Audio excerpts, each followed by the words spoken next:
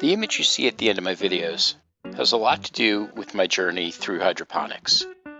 It has a couple of lessons and a couple of mistakes I made early on. This is my journey into the Kratky method. When I first started doing hydroponics, of course, I went to YouTube and I started looking around and I kept noticing people mentioning the Kratky method and how much easier it was than other methods. I then found the Grow Kratky site, which is done by B.A. Kratky himself, and he puts up, or someone in his stead puts up a number of videos where he himself shows you the whole process from beginning to end and the different experiments he's still doing today. His university site also has a lot of information that you can get, including all of the original papers he's done on non-circulating systems like the Kratky method. Here are a couple of the papers that you can read, and you can see over the years, since the early 2000s, how he's progressed from his beginning to where he is.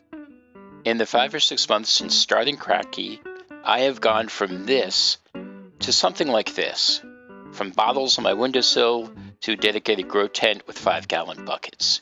Here are some of the things I picked up along the way. One of the first things I realized is size does matter. Size of the container in particular matters. When you're dealing with a non-circulating system like the Kratky method, how much water and nutrients you have to begin with is quickly going to determine, one, how large your plant's going to get with no other help, the set and forget method, or two, how often you're going to have to refill it. I started off with smaller jars, but these jars right here are half-gallon wide mouth jars, which are great for net cups and other type stuff, and it will hold enough nutrients for maybe a month, maybe less, of things. You'll notice that after a while, as the plant grows up, your roots will grow down, and your water will decrease. I don't know if you can see in there, but the water gets less and less. As your water decreases, the roots have to go down further, and so they grow down. In Kratky methodology, this will allow room for air roots to grow up top, and the bottom roots will grab in the water and nutrient. Now, as this container empties, the plant will, of course, run out of water and nutrient and will die eventually, unless you time it just right where you can harvest it as it goes. This is way too small of a container to get the full life cycle of this, which is a kale plant. I've been growing this for 3-4 months now. So I will have to routinely fill this back up. Now, the one thing I did not know, step 2, or point 2, is when you refill a Kratky jar or a Kratky container, you don't fill it all the way back up to the top, because then you would kill off all these precious air roots. This one here, yeah, you can see it's a whole lot better. You can see air roots up here.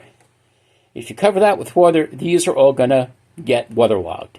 As they mature and become air roots, they're more adapted to taking air, not water, a nutrient. The stuff down here, great for air and water, or air nutrients. So, when you do fill up your container,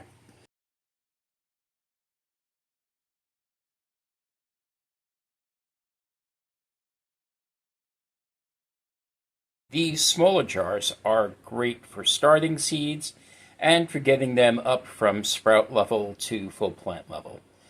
They're not normally suited to grow a plant for its full life cycle unless you're really dedicated to filling these jars up every couple of days after they start taking off. And again, you will notice that the roots here are very young. But again, as it grows, the roots will grow down. There'll be air roots up top, and the bottom roots will take in water and nutrient, not air and nutrient, as I said before, but water and nutrient.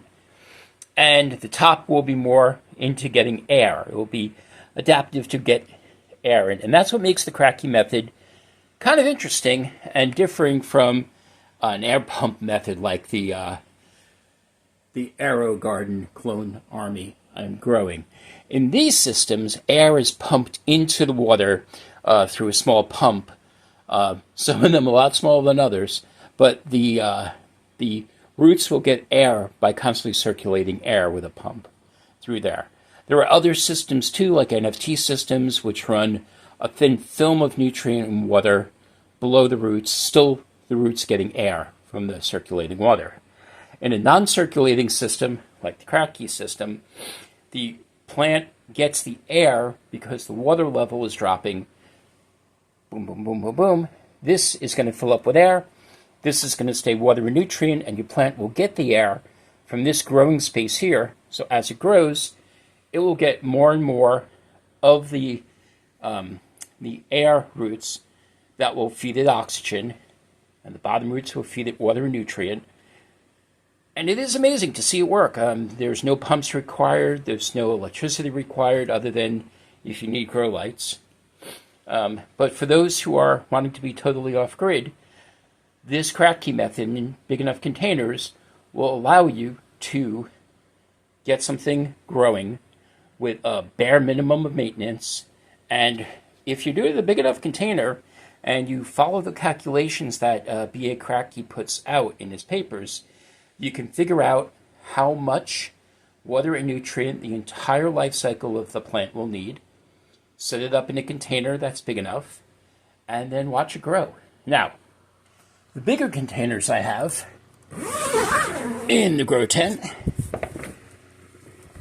these are, right now, these are 2.5 gallon containers that are growing basil.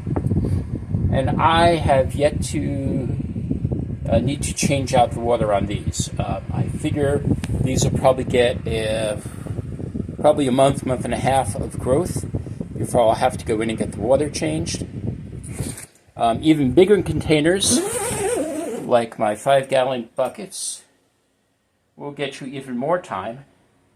And for a future plan, I have a big chill chest, which does even more gallons, and it will be able to keep plants growing even longer by, again, filling it up with nutrient and water and giving it some either real or artificial sunlight and watching it grow. Again, there are many different methods of growing.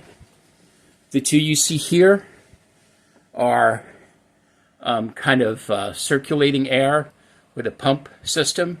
I think they're deep water culture system is what they're technically called.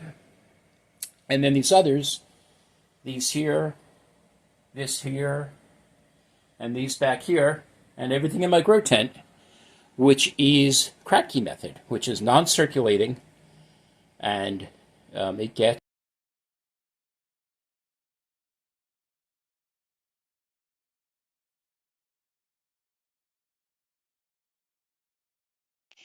If I had to do this all over again, which one would I now start with? Honestly, I would start with seed sprouting first. Seed sprouting is something I didn't find until later on, and it is so simple and the rewards are so immediate. It is by far the easiest, quickest way to get into the idea of growing your own food. After that, it would all depend on the person doing the growing. For folks not so into maintenance and studying what they're doing, the aerogardens are fantastic. The nutrient is set up for you, the water levels are set up. You put the seeds in the pods, and with the aerogardens, the seeds come in the pod. And literally, you're growing food within 10 to 15 days. You got sprouts coming up, and within 30 days, you're munching on lettuce. So it is, again, other than sprouting seeds, one of the easier methods I have found to grow things. The Kratky method I would give to folks who are a bit more DIY, a bit more, makerish, and are willing to put the effort into watching it, checking levels, making sure not to refill over the air roots. Again, you got to know your audience. And you got to know what is best for them and how they are going to respond to things. The last thing you want to do is set someone up for failure. That's just going to turn them off, and they're not going to want to keep doing it. The best thing you can do is give them something simple to start with, get good rewards, get fast rewards, get them hooked. And pretty soon you're going to be having another hydroponic farmer in your midst. And by and large, I think that is a fantastic thing to shoot for. Another benefit of the Kratky method is something that's very seasonal and very timely, and that's called the winter. Now, where I am living now, in the middle of the United States of America, um, given the climate as it is now, it's cold. It's freezing, it's snowy, and you're not going to be growing much outside.